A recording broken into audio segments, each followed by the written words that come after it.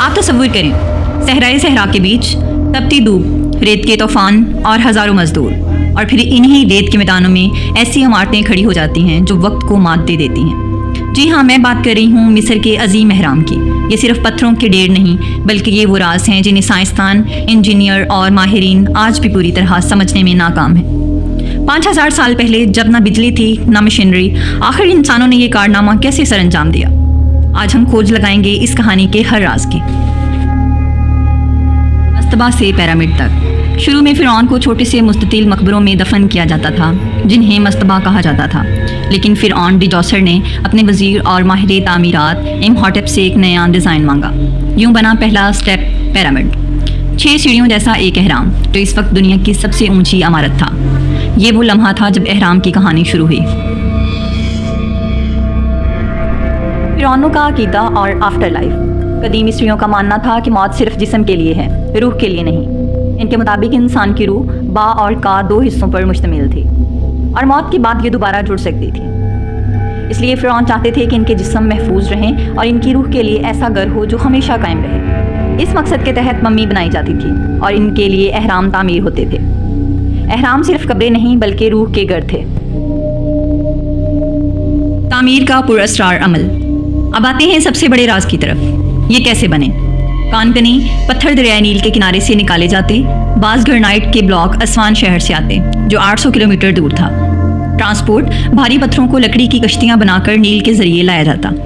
مزدور، اندازہ ہے کہ ایک وقت میں 20,000 سے 30,000 مزدور کام کرتے تھے۔ وہ غلام نہیں تھے بلکہ باقاعدہ اجرت لینے والے کسان اور کاریگر تھے۔ Ramp theory. سب سے مقبول خیال یہ ہے کہ بڑے بڑے مٹی کے ریمپ بنائے جاتے تھے اور پتھروں کو رسیوں اور لکڑی کے تختوں کے ذریعے کھسکایا جاتا تھا۔ محنت اور وقت۔ ایک عظیم اہرام بنانے میں اوسطاً 20 سے 25 سال لگتے۔ مزدوروں کی زندگی۔ کیا آپ جانتے ہیں کہ مزدوروں کے لیے چھوٹے چھوٹے شہر بسائے گئے تھے؟ انہیں روٹی، گوشت اور پھر بیئر دی جاتی تھی۔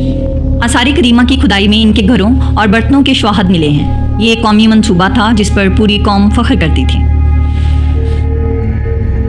عظیم اہرام گیزا۔ اب بات کرتے ہیں دنیا کے سب سے بڑے اور مشہور اہرام کی، یعنی گریٹ پیرامڈ آف گیزا۔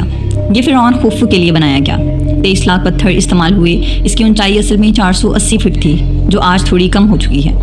اس کی سمتیں عین شمال، جنوب، مشرق اور مغرب پر ہیں۔ اس کے اندر کوئن چیمبر اور کنگ چیمبر اور کئی خفیہ راستے موجود ہیں۔ حیرت انگیز بات یہ ہے کہ اس اہرام کی پیمائش اتنی درست ہے کہ آج کے انجینئر بھی سوچ میں پڑ جاتے ہیں۔ فلکیات اور ریاضی کا کمال۔ اہرام صرف پتھر نہیں بلکہ ایک ریاضیاتی شاہکار ہیں۔ ان کا زاویہ 51 ڈگری ہے جو ساخت کو سب سے زیادہ مستحکم بناتا ہے۔ ان کی سیدھ اوورین بیلٹ نامی ستاروں کے ساتھ ملتی ہے۔ کچھ محققین کہتے ہیں کہ یہ ستاروں کے نقشے کے مطابق بنائے گئے تھے۔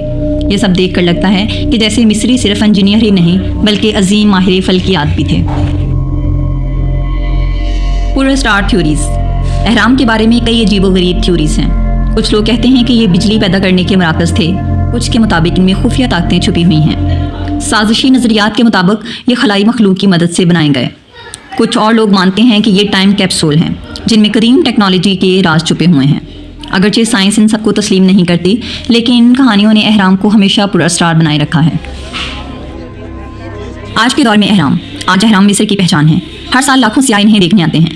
یونیسکو نے انہیں عالمی ورثہ قرار دیا ہے۔ یہ دنیا کو یہ یاد دلاتے ہیں کہ اگر انسان چاہے تو ناممکن کو بھی ممکن بنا سکتا ہے۔ اہرام مصر 5000 سال پرانے ہیں، لیکن آج بھی ہمیں یہ سبق دیتے ہیں کہ انسانی ہمت اور عقل سے بڑے بڑے خواب حقیقت میں بدلے جا سکتے ہیں۔